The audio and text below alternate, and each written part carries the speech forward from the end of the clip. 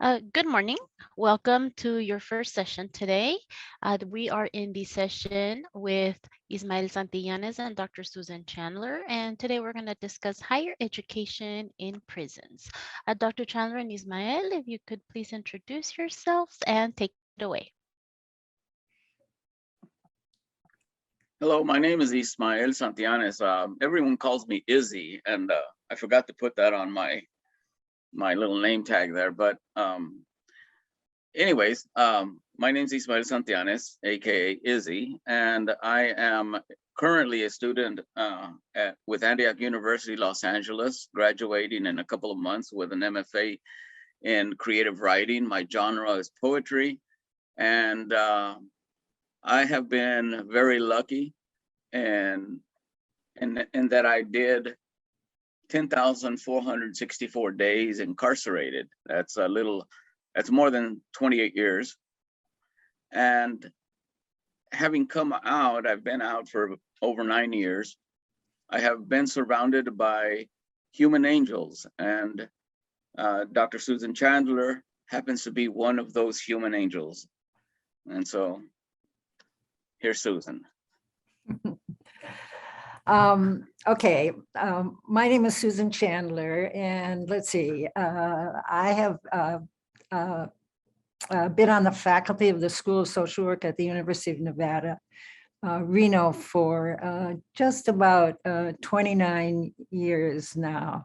And let's see, I wrote a book, it's called Casino Women, Courage in Unexpected Places. And it's a book that's based on interviews with women who are housekeepers, room attendants, cooks,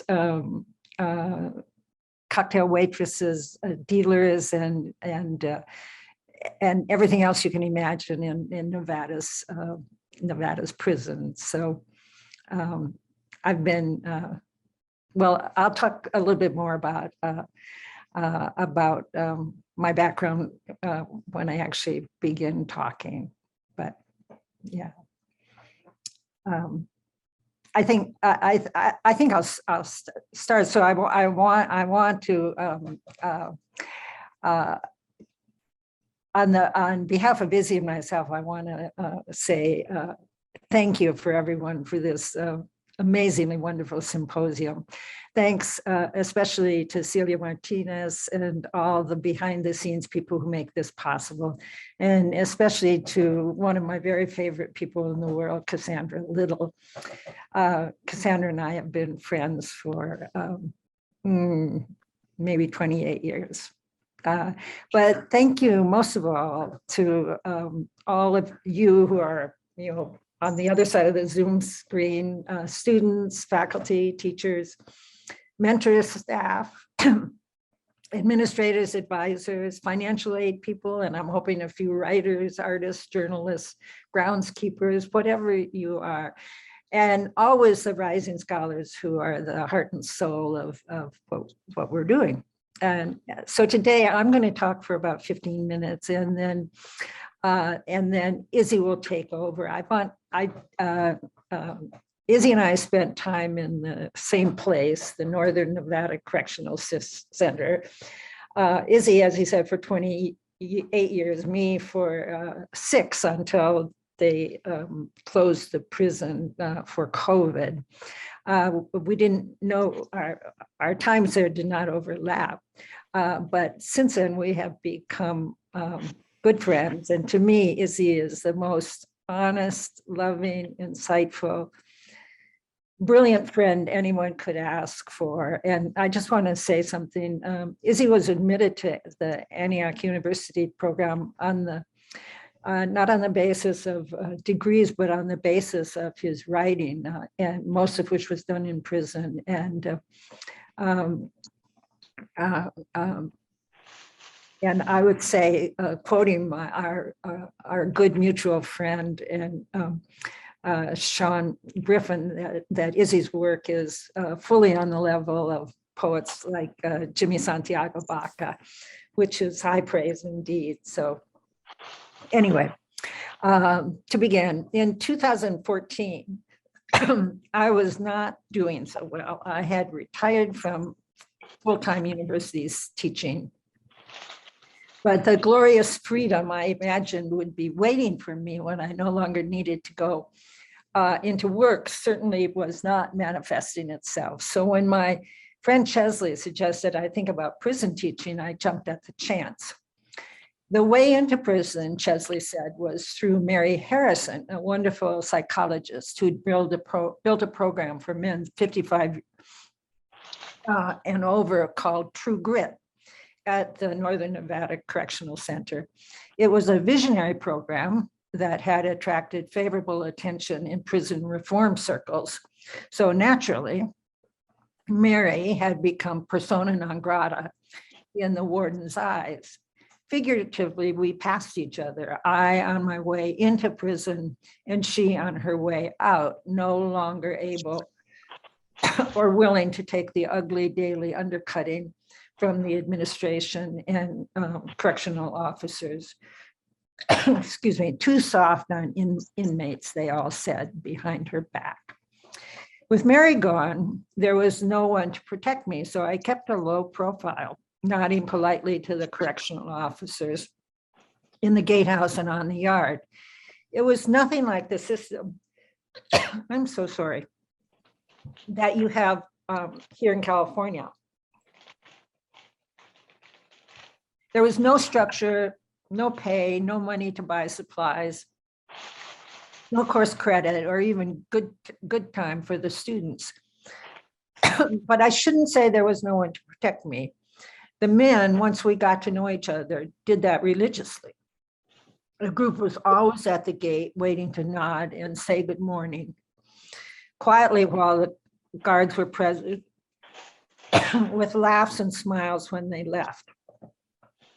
Someone always slipped me a cup of hot tea, as if you heard Glenn Martin talking, as something that's highly illegal in the prison. Most important, the men relayed news of prison happenings and gave me quiet advice, who they trusted and didn't trust, for example. I taught 2 courses, creative writing and cultural perspectives. I made myself a promise to bring in the highest quality material I could. Pablo Neruda, Ralph Waldo Emerson, W.E.B. Du Bois, Sandra Cisneros, biographies of Harriet Tubman and Crazy Horse, and many, many more. I could talk for a very long time about how eagerly and carefully we read and discussed those books. But the one thing that I'm going to talk about today, and it was something that I didn't expect, was that nearly every poem or story or book I brought in miraculously had a link with one of the men. You want more? You want 2 more? No. Okay. For example, Tony had lived on Chicago's South Side. Sandra Cisneros's Mango Street ran through his neighborhood. Alex, a Lakota man who'd grown up on the Cheyenne River's Sioux Reservation, helped us understand Crazy Horse. Every child on the Dakota reservations, he said, knew Crazy Horse well. Joseph, a white ex-Marine covered with tattoos, had spent his life in the woods and mountains. That was before the events that brought him a sentence of life without the possibility of parole. He loved Emerson for his connection with the natural world. And then in a flip, Ahmed, a Sufi Muslim for over 40 years, who could recite long passages from the Quran in Arabic, exclaimed one day in class that Emerson, who we were reading at that moment, sounded a lot like Sufism. Amazingly, I discovered that Emerson considered Hafiz, the Sufi 14th century mystic, a principal muse. That's something that I've been through a lot of classes. I had never heard that at all.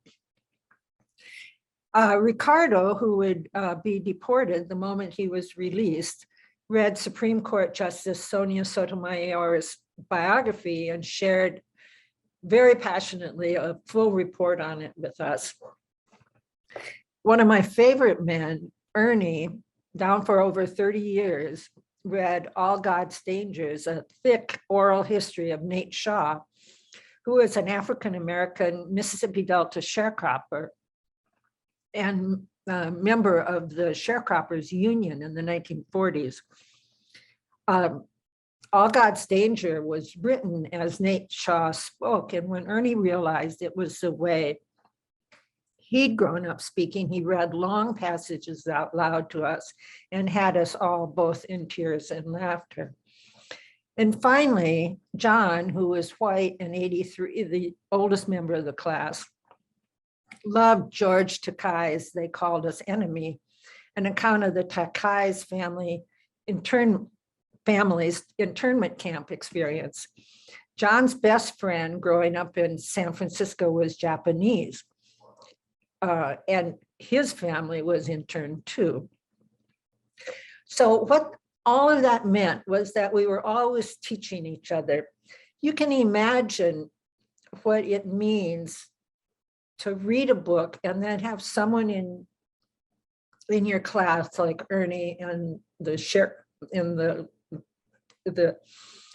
All God's Danger book to explain from his own family's experience what sharecropping in Mississippi was like. It gave us a much more intimate and powerful understanding of our reading. It's like the book could provide this much, but together with that extra experience, you learn this much, was far and away the most rewarding classroom experience I've ever had. So now I'm going to turn to another related idea. And that is the idea of connection and love as part of prison education. So the connections among us that in that classroom were dear and very strong. To be honest, we came to love each other. Thinking about each of those men this past week, my heart really ached because all of those connections have been cut short by COVID, but also before that by transfer release, movement within the prison, and 3 times now by death. So to talk about that a little more, now as your prisons aren't keen on the idea of love or connection, as you know from what Glenn said, the Nevada Department of Corrections, NDOC, requires volunteers like me to attend a 3-hour-long, intensely boring orientation in which the trainer repeatedly warned us against any connection with the men. They, the men, he'd say, will always be scoping you out. He said, trying to get something. The inmates, he'd say, the prisoners all have all the time in the world to compromise you, to get you to do something you shouldn't do. And that theme was repeated frequently. A female PhD psychologist told me, you must never allow the men to shake hands with you. That, in fact, could be considered an assault, and so forth and so on. So prisons don't like, and in fact, fear connection. Fortunately, the authorities, do not control everything. So there I was, first day, in our shabby classroom. I look out at the class and think, can we connect? And I assume the 10 men are wondering the same thing.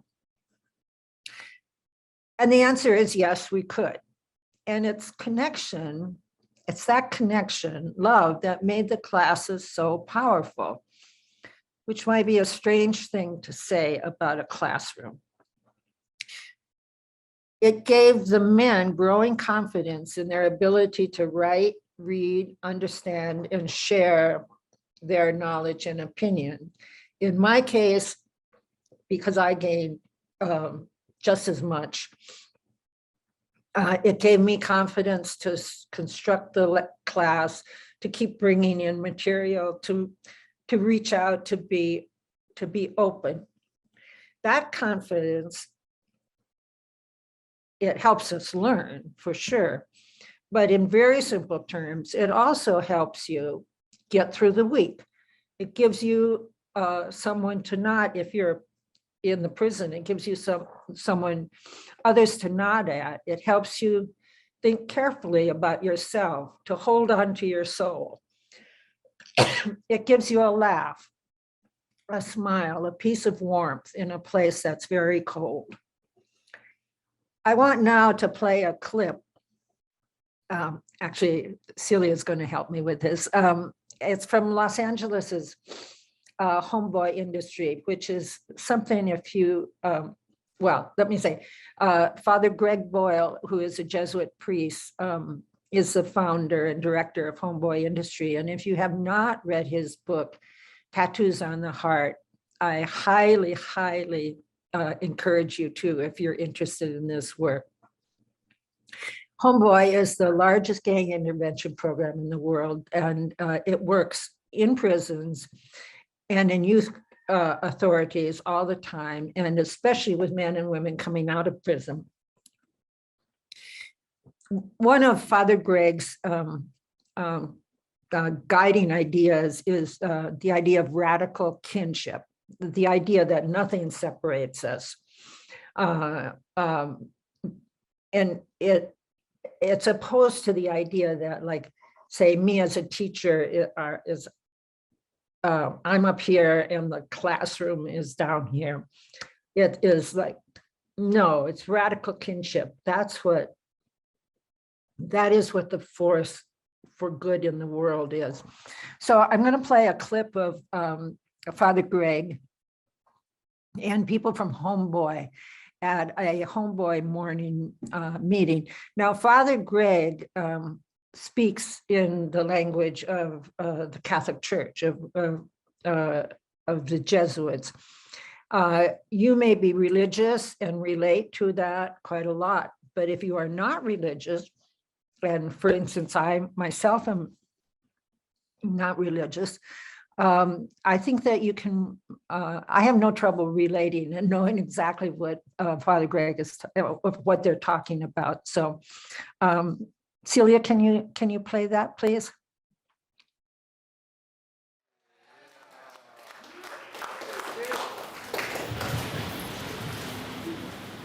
This place stands for a high degree of reverence for how complex human beings are.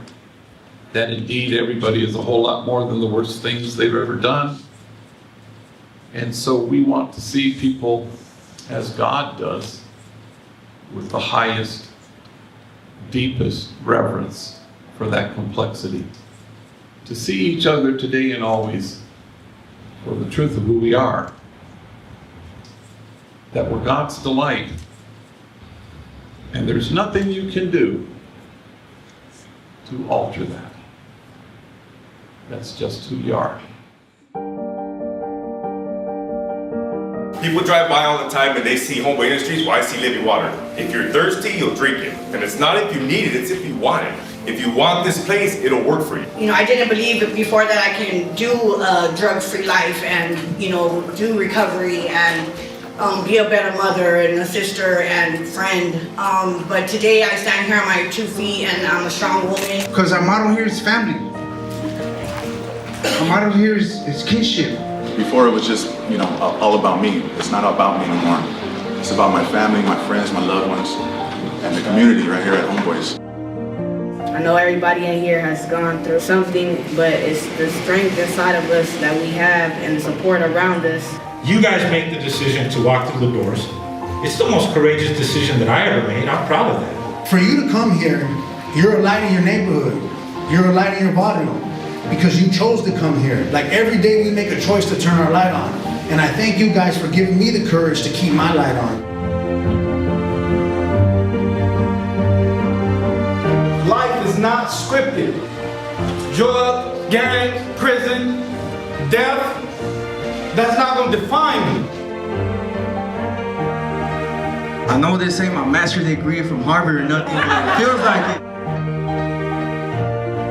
Remember when we were on the prison beds and we were behind walls or behind those bars? Some of us didn't stop dreaming. We dreamed of a life that we wanted when we got out. And we made all these promises to ourselves, and now it's time for us to keep those promises. You chose to believe that it can be different. You chose to believe that you can change your life. You're home, dog, and this is it. It don't matter what color we are, or what size, or what background, we all share the same pain. There's an idea that's taken root in the world that there just might be lives out there that matter less than other lives. And Homeboy Industries stands against that idea. Everybody's equal, everybody matters, everybody counts. We are more than gangsters, we are more than drug addicts, we are more than what the poor barrios and the ghettos told us we are. You're serving the world with your work, with your effort. Remind yourself of what it is you're doing, because you just don't know who's watching, and the words you might say to someone would allow them to turn back the hands of time. I love this place. I love that what it did to my life, and some of the people that I've known from back in the days, and how it restored our lives and got us back to love. Today I learned how to read. Today I'm in my kids' life. Today I'm a father to my kids. They call me Dad.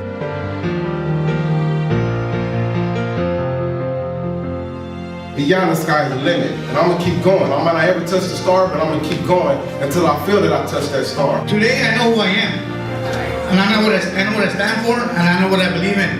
Each and every single one of you guys is a treasure, is a gem, is a diamond. And your guys' gifts like shine here in this place. This building would just be a building if it wasn't for each and every single one of you guys. What am I? Who am I? I'm a homeboy. I'm victory. You're amazing. You're champions. We all want to be invited to the place of inclusion and acceptance,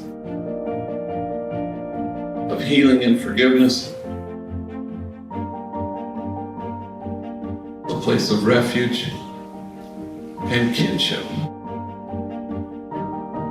Invite people to that place today.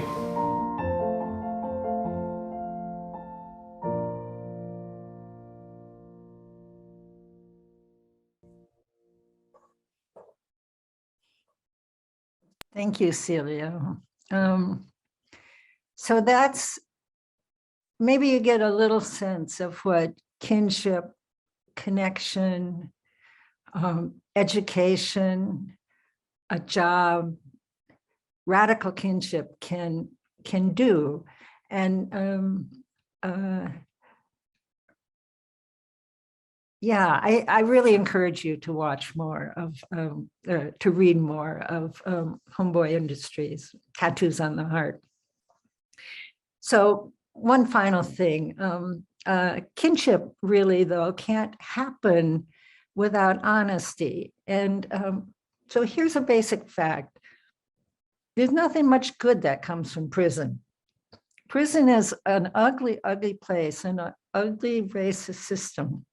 98% of the time. Some good things happen while people are in prison, but in general, they happen not because of, but in spite of the prison.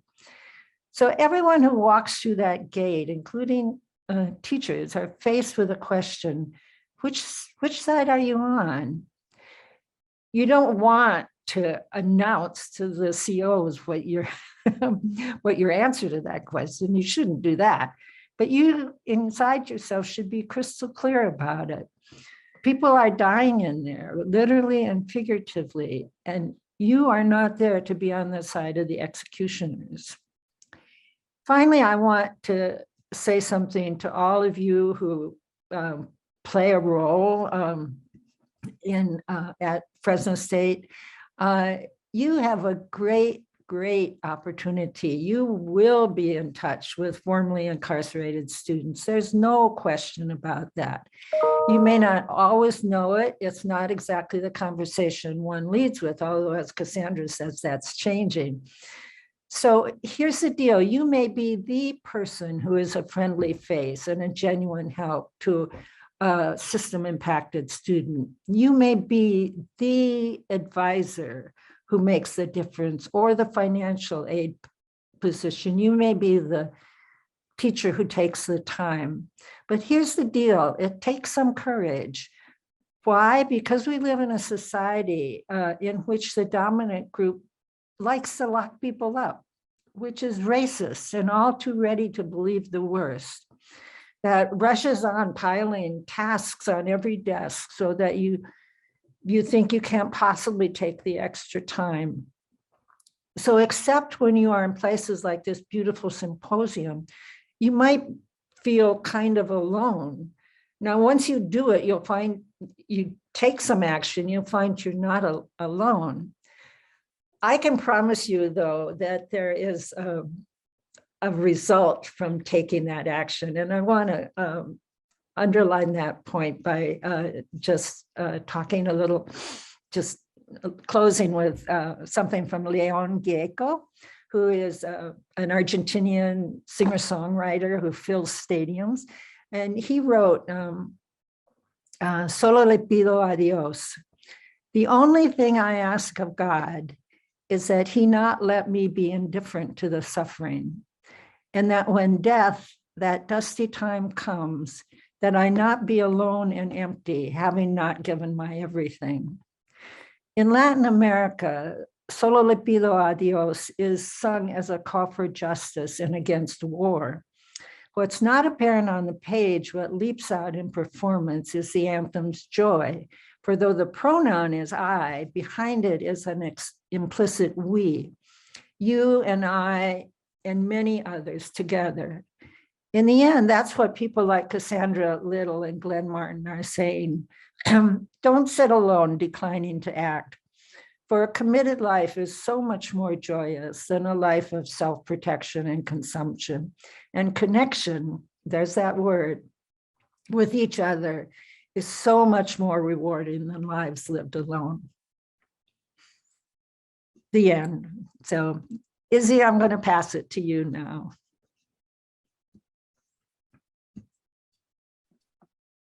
That was wonderful, Susan. Thank you. I was getting chills and it really struck me.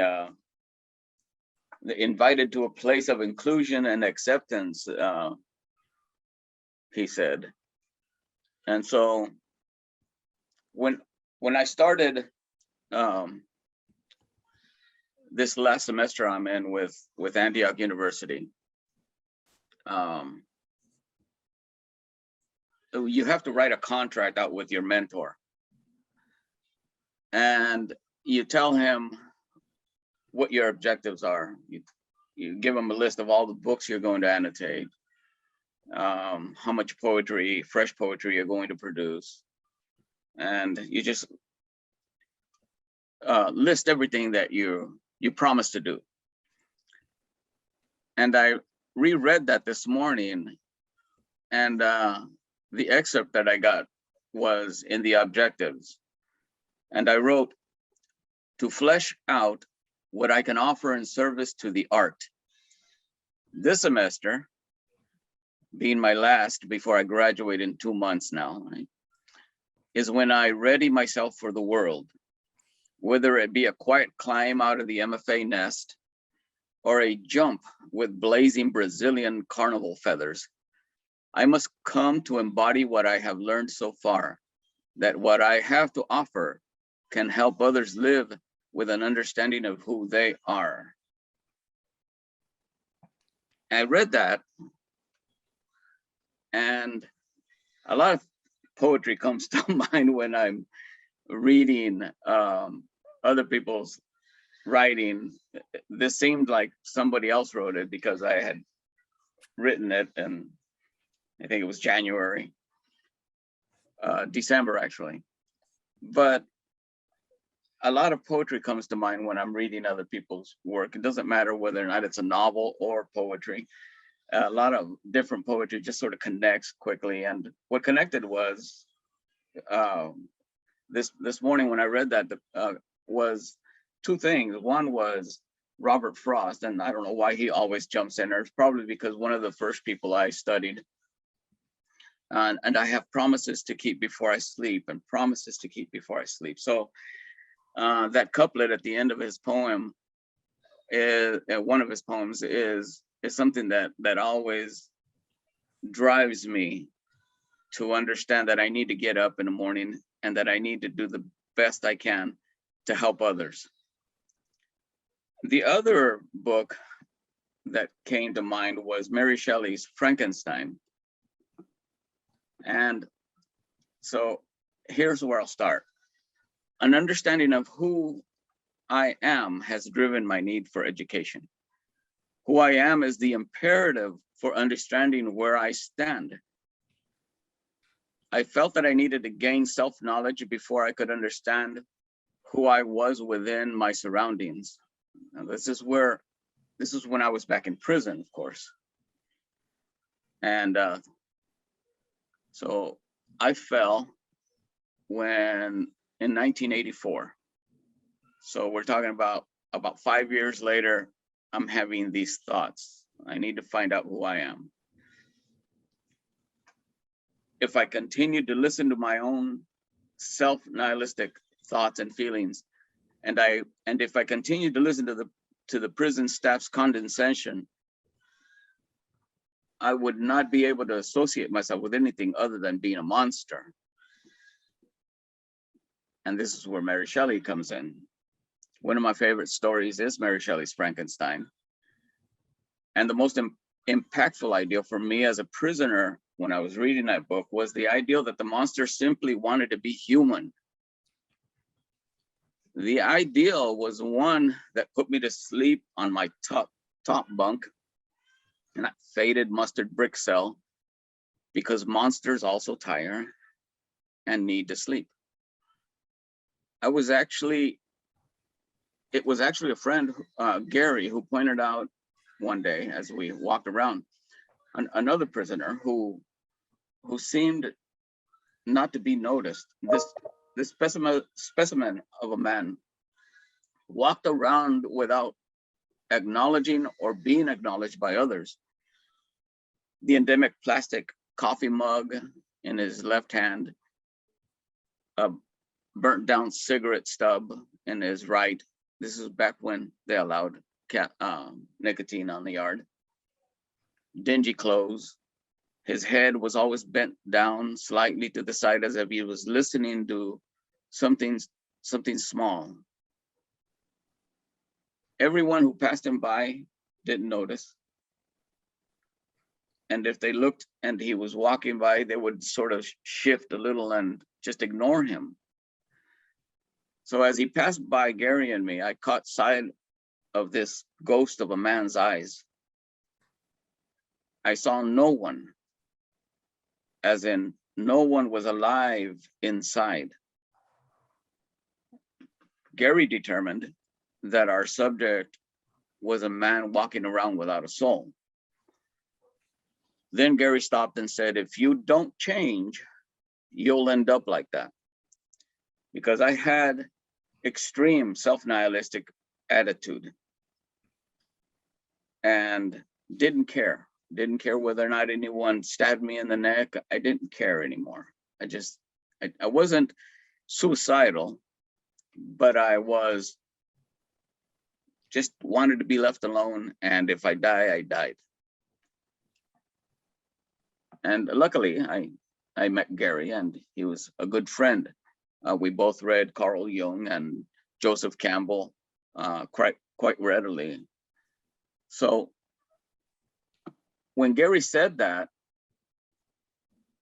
the thing that I'd like to have you understand was that soul was and continues to be as alive a thing as the small birds picking the grass seed on my front yard. Apart from teachings from Jesuit priests, I was also whispered secrets about the soul that was that it was by my maternal grandmother, who said it was the spiritual material which permeates everything. However, she explained, when a human child is born, that which is soul, already ingredient in the atoms passed on from our parents, connects itself to a child in a very special and powerful way. It is a very essential element in being human and being alive. So when my friend Gary offered his assessment of the ghost man, that I wouldn't also end up walking around prison without a soul, I was shocked. I forgot, or didn't forget, I just didn't listen to anything else Gary said to me that morning as we walked around for a couple hours. I couldn't get that out of my mind, that I would be without a soul. So things shifted, and almost quickly I was involved in the college program that was starting up. I went and applied as Michael Hill's clerk. Michael Hill was the person coming out from the community college into the prison. He was the representative from the college. And so I became his clerk in the prison. And that's where I met Sean Griffin. Now, Sean Griffin came out and he did 2 classes, a 300 and 400 level university class of teaching poetry, writing and reading poetry. And then after that, we couldn't get the numbers. So we started up this workshop, and it was only about 6 or 8 of us. But we started up this workshop, and it still continues to this day. Myself, I attended 23 years of Sean Griffin's poetry workshop. So education became almost a secondary thought to me in prison, because the primary reason I needed to be in this poetry workshop was to find out who I was. So one of the things that then started after about, it took about 10 years before I realized what writing poetry was doing to me. Specifically, every time I searched for the right word in poetry, it was tantamount to asking myself, who are you? Because everything that I wanted to write was sort of personalized information. And so I was writing and I was asking myself, is that the right word? But it was really asking myself, who are you? And it took me about 10 years to finally realize that writing poetry, in the process of writing poetry, I was becoming more self-aware of who I was. I was gaining a tremendous amount of self-knowledge simply because of what I would write, and a lot of times because of what I would not write. So the process of writing poetry led me to a greater amount of self-knowledge. I thought that was very important because I needed to understand who I was to be able to better understand where I was. Now, at that time, the prison was my entire world. So for well over 28 years, that was my world. But it really wasn't the only thing I had as far as my world, because I could close my eyes and imagine myself somewhere else. I could read Emerson, I could read Hayden Carruth, I could read Etheridge Knight, I could read all these tremendously wonderful people and be somewhere else. Education then was through poetry for me. I ended up receiving 3 associate's degrees, Associate of General Studies, Associate of Arts, and Associate of Applied Science and Business.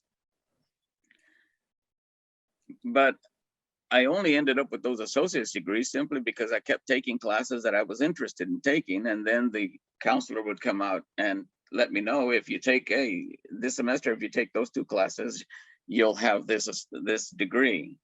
So I would go ahead and take the extra couple classes and end up with another degree. They didn't have a bachelor's degree, and by that time, our Pell Grants had faded away through political pressures. And then, so I continued. When I got out of prison in 2013, January 2nd, I went to a halfway house, did 3 months there, and then got out. Eventually, and about a year after I got out, I ended back in California, surrounded by family. Strangers, really. Complete strangers. I had no idea who my family was, being away so long and having them visit only maybe once a year, and so huge. Well, my mother had a total of 12 children, so we have a huge family, but they were strangers. My family, I felt, were the men I left behind. And so, but I get here and it evolves, my life evolves into something that I didn't necessarily want. It became something mundane, something domestic, something that I didn't really want this life. I didn't want to be as my father was, working to pay the bills every week, paycheck to paycheck, as they say. I didn't want that. I wanted what Sean and I had talked about, higher education, being able to use what I knew about prison and education to help other people understand how important it is. And lo and behold, here we are. So that was my routine life when I got out. I was just working to pay the bills, working to make my wife happy, because this was the model that we both grew up with. The man goes out and works and pays the bill, and she was working as well, but now she doesn't work and she takes care of a house once in a while. But there's the model that we were living, that the paradigm that we're stuck with culturally sometimes. And then comes quite a few years later, Sean shaking me up again. You need to get your butt in an MFA program. And so luckily, he, like another friend of mine and I, joked about Sean being like Santa Claus. He knows everybody. He said, there's this woman who runs an MFA program at Antioch University, Los Angeles, and you need to contact her. Let her know who I am, tell her to call me. Okay. Eventually, I connect with Victoria Chang, at that time the chair of the MFA program. And just recently she stepped down because she's doing other work and continuing to write, and she has more time to write. But anyways, I connect with her. I apply to the program, and as Susan introduced me, my application to the MFA program was on the strength of what I had written as far as my poetry, and the essay that I wrote detailing why I thought I would be a good fit for the program. So on that, and I think that when Victoria called Sean, because I put him down as a reference, that also had a huge impact. And in fact, I like to say that it was on the strength of my work, but more realistically, it was probably on the strength of who I knew. And Sean will always be someone I am grateful for in my life. One of those human angels that just surrounds me all the time. So I go into this MFA program and I start a program in which I still feel like a monster.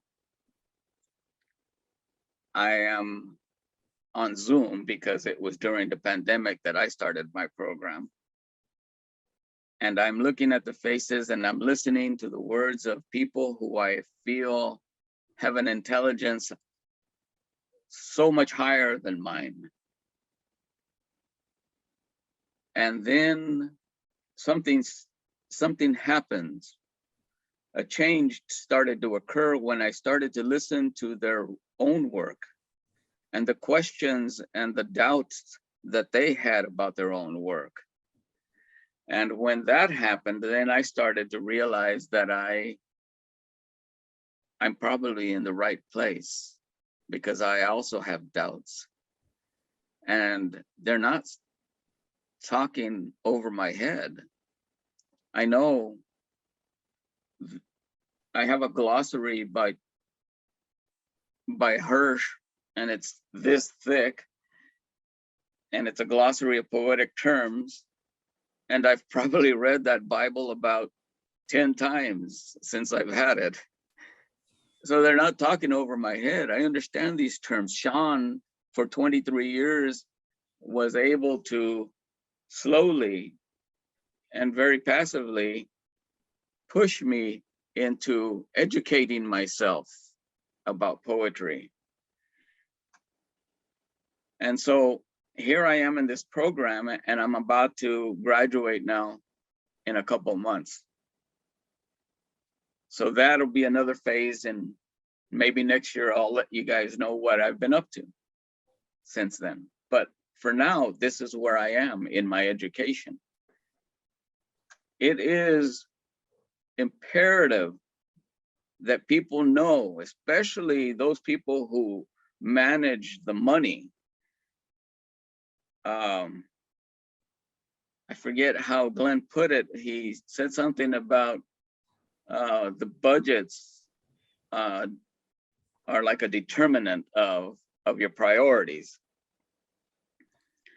So how you budget money is how you prioritize. So it's imperative that people who budget and manage money, the administrators or the politicians, understand how important it is that they understand I am not, Etheridge Knight is not, Jimmy Santiago Baca is not. Okay, we are not the exceptions. Okay. Reginald Betts is not the exception. All these people who have been in prison and get out and do something with their lives, higher educations, more involvement in community, loving on society, we are not the exceptions. These people who are considered monsters and because we were in prison, are not monsters. We are not the exception. We are you. There is no disconnection between us. And that is the importance of education. That was the education that I received. That was the education that I understood through Sean, through people like Susan, through people like Victoria Chang. There is no disconnection. And so if you help me, you're helping yourself. If I help someone else, I'm helping myself. That piece of education, or that piece, or that element in education is what all these administrators and these budget people need to understand.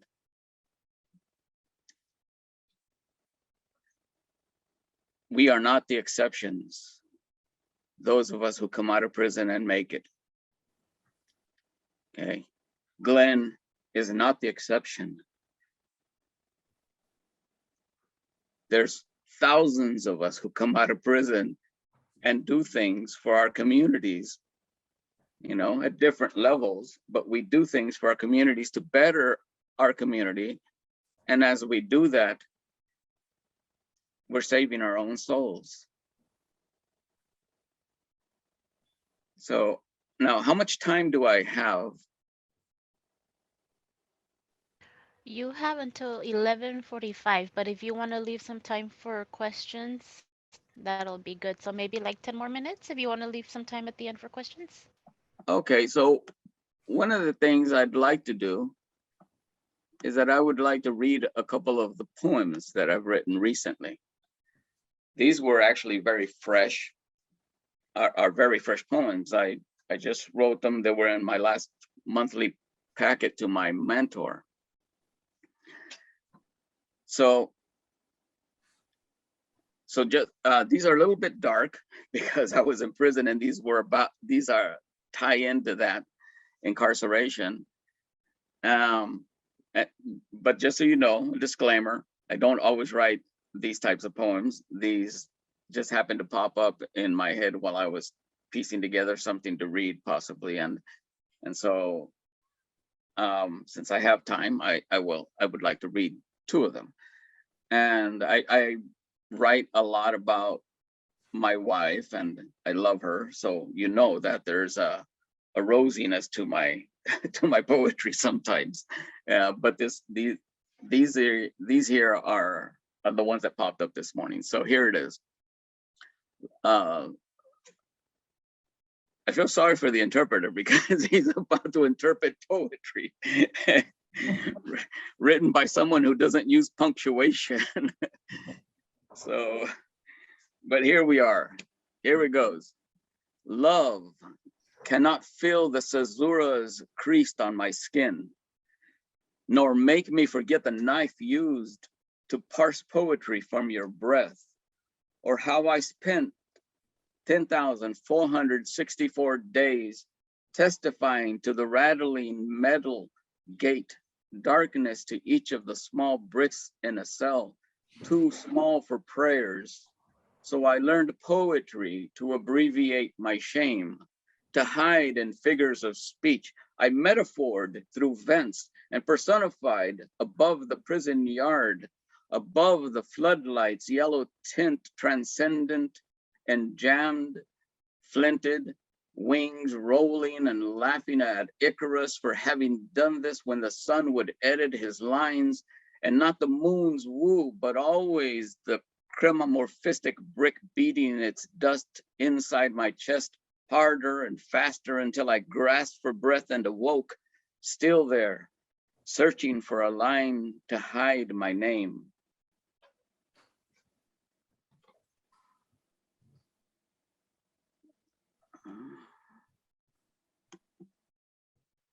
And then the second and the last poem, before I end, these are just little things that happen that take me back to prison and place me, no, I can't say that it places me, but it reminds me of that self-nihilistic attitude I had, and those very dark first 5 years I had when I was in prison. So here it is. My 3-year-old grandson walks in aiming his despicable me fart gun at my face and pumps the barrel slide to make the old butt sputter reverberate longer. For the 100th time today, I die. And he laughs and rushes down the hallway laughing.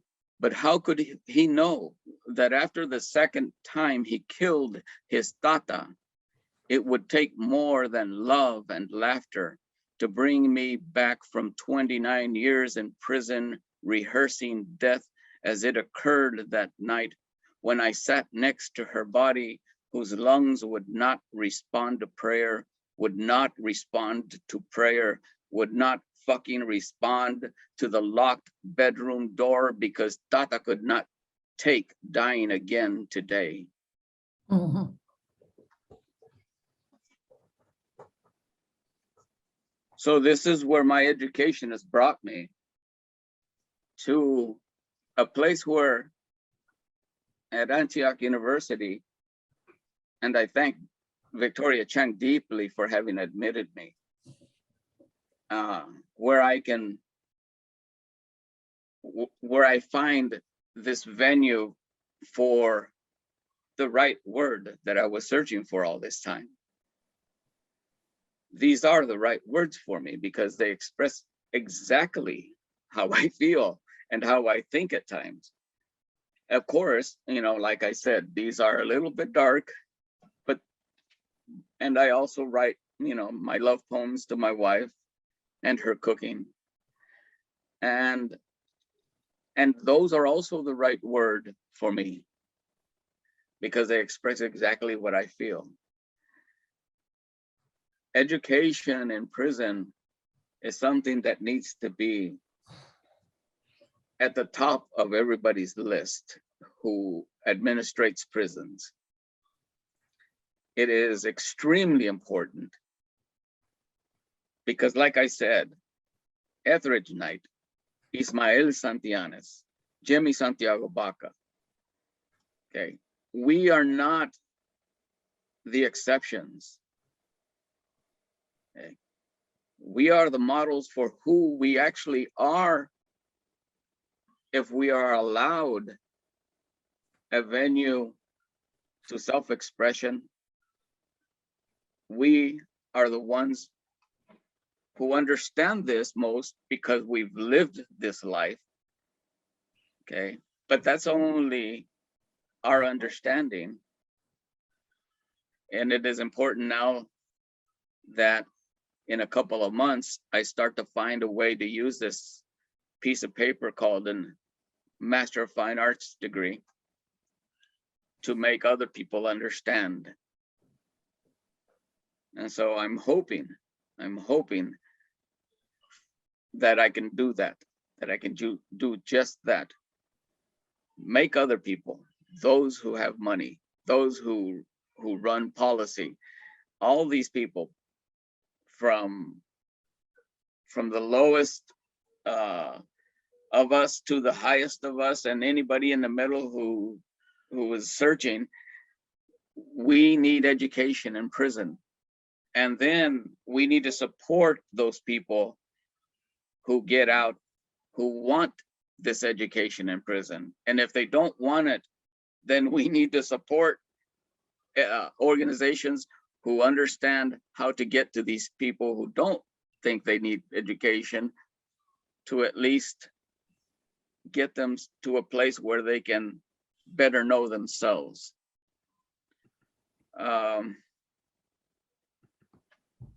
Anti-Recidivism Coalition here in California is an organization that I looked into and is doing wonderful, wonderful work, just the way the Homeboys are doing.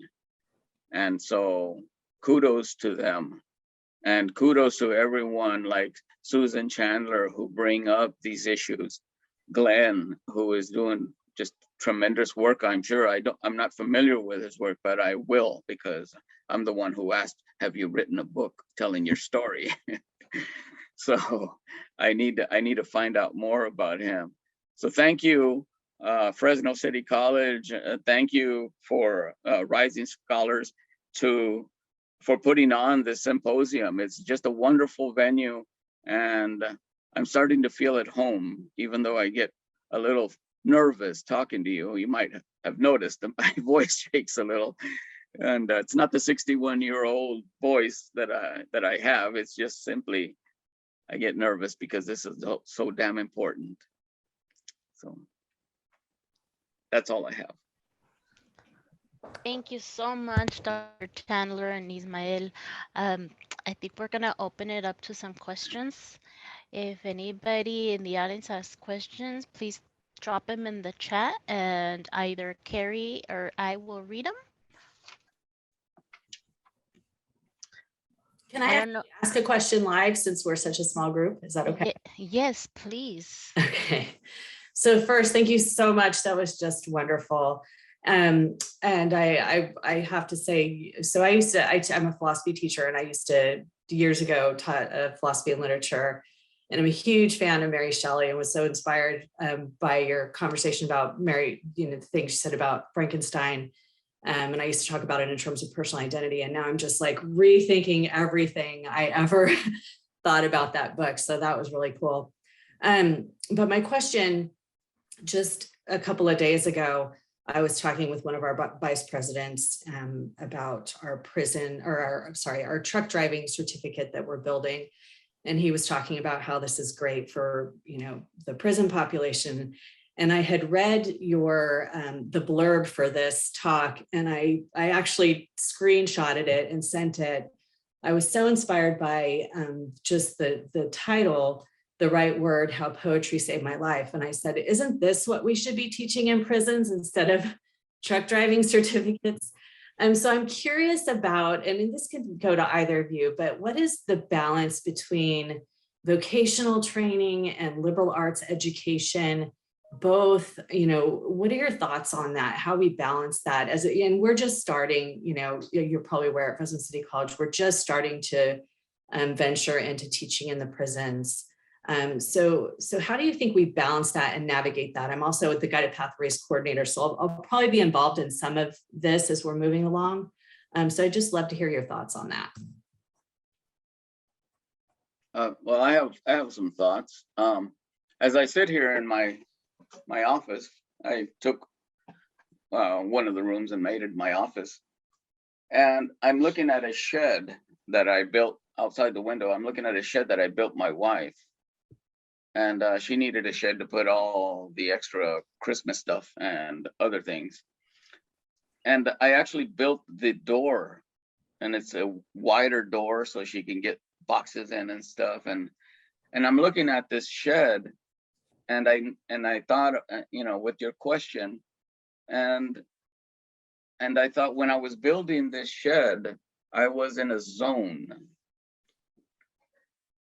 And it was while I was building this shed that I felt at peace. Another place that I feel at peace is when I'm driving. I wish I could just get up, afford the gas money, and just take off every day for a couple of hours. And it doesn't matter where I go, I just want to drive. And I feel at peace when I'm driving. And so vocational training, I was raised in a school system where Mr. Machazuki, when I was about 7 years old, taught me how to use tools for wood. And it just felt right for me working with wood. And I still do, like I built my wife her shed. I build little things around the house, and it just feels comfortable and it feels right for me. Another place that I feel comfortable is under my truck when I'm changing the oil. And then thoughts like, I have a Greek friend, and I went and I changed his entire plumbing in the kitchen because I didn't like it and it wasn't working for him. So I just changed it and I did it. And I was just going to do it because he's a friend and he's like family. He's known my wife for a little bit over 30 years now. And I became a part of his life when I started going to visit him along with my wife. And so I changed his entire plumbing, and I felt good doing that. I don't necessarily like plumbing, but I felt good about it. I knew how to do it. So so she said, I was raised in a generation where we learned these things. And now these things have to be taught in schools. However, it doesn't diminish the idea that possibly if someone learns a vocation, they might feel comfortable in. And for the rest of their life, they will have something that they can be happy in and pay the bills. And as far as poetry is concerned, where where it entered my life in prison, you know, because you raised the question, why aren't we teaching that instead of vocational vocations? Poetry was for me a way of understanding myself, and it still is. And I want to raise that awareness. Once I get going on something, I'm hoping to connect with Cassandra Little. I know I've communicated with her, and I need to reconnect so I can sort of flesh out some stuff. But I want to be able to use my knowledge of poetry and this paper that's called an MFA to bring awareness to other people. And the awareness that I want to bring is that poetry, or any kind of writing really, searching for the right word, is a way to self-knowledge. And it is that type of intimate self-knowledge that allows, in my opinion, allows you to realize this entire world we live in, and your place in it, and how you can help those around you, immediately around you, your community, your family, your community, and expand outward from there, if we're lucky enough. So I think that vocation is important, to answer your question, because it makes these hands do something other than commit crime. But it is also important to get into the humanities and the social education, because it brings awareness of yourself and your place in society, and of everyone else who might be different. You don't just jump to conclusions when you understand there's people who are different. You ask questions, you get to know people. So I think they're both very important, and I think the balance of them is important. I don't know that I would take vocations or want to do away with vocations and just be a humanities type education in prison, because I've known quite a few people who have gotten out and used what they learned in prison industries there in Northern Nevada Correctional Center, where I was for 25 of my almost 29 years. There's a big prison industry program there, or was, and these guys got out and they got really good jobs because of what they learned in here as far as vocation. That allows them then to have their families. That allows them to rest at night, to sleep, not worrying about how the bills are getting paid.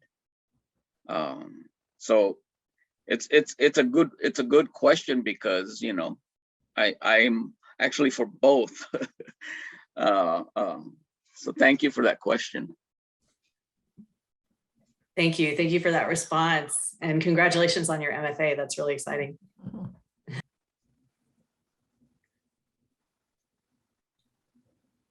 Hey folks, just a reminder, we put a request for a survey in the chat. So if you have a moment, please check that out, click that link, and fill that survey out for us before you head out. Thank you. Okay. I think we can head out to lunch. Enjoy your lunch. And please remember to come back to your 1 p.m. sessions. If you have any trouble, just email me or Susie. Susie and I will troubleshoot and get you set up. And thank you so much to Dr. Chandler, to Izzy, our interpreters, my co-moderator, Carrie, and to all of you for joining us and being here in this really